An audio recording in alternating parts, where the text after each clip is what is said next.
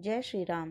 राजा जनक का विश्वामित्र और राम लक्ष्मण का सत्कार करके उन्हें अपने यहाँ रखे हुए धनुष का परिचय देना और धनुष चढ़ा देने पर श्री राम के साथ उनके ब्याह का निश्चय प्रकट करना। षष्टितमः सर्गः।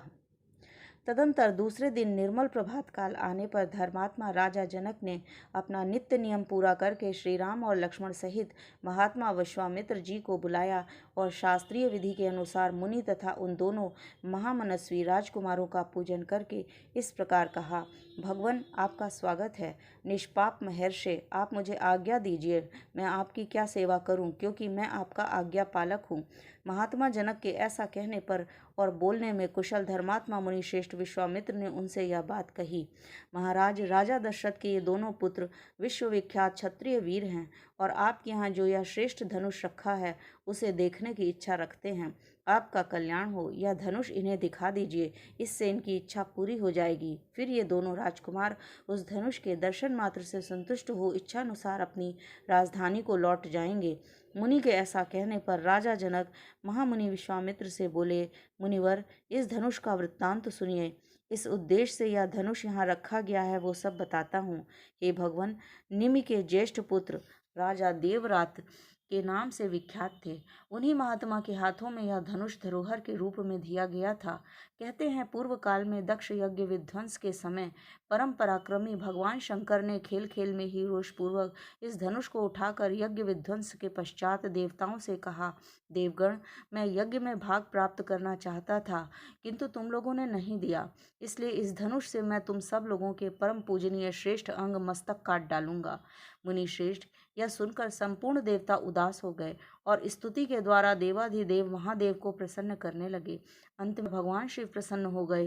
प्रसन्न होकर उन्होंने उन सब महामनस्वी देवताओं को वो धनुष अर्पण कर दिया। यही वह देवाधिदेव महात्मा भगवान शंकर का धनुष रत्न है, जो मेरे पूर्वज महाराज देवरात के पास धरोहर के रूप में रखा गया था। एक दिन मैं यज्ञ के लिए भूमि शोधन करते समय खेतों में हल चला रहा था। उसी समय हल के अग्रभाग से जोती गई भूमि हराई या सीता से एक कन्या प्रकट हुई।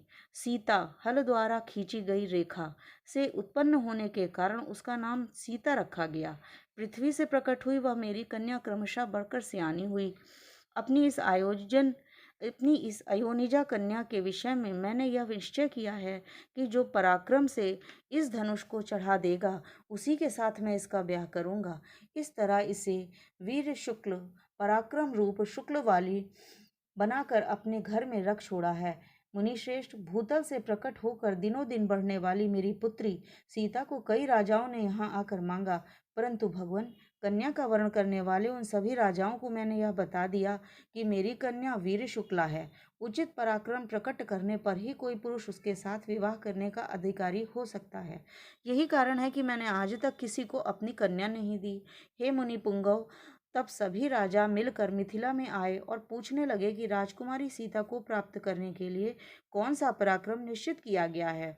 मैंने पराक्रम की जिज्ञासा करने वाले उन राजाओं के सामने शिव जी का धनुष रख दिया, परंतु वे लोग इसे उठाने या हिलाने में भी समर्थ न हो सके।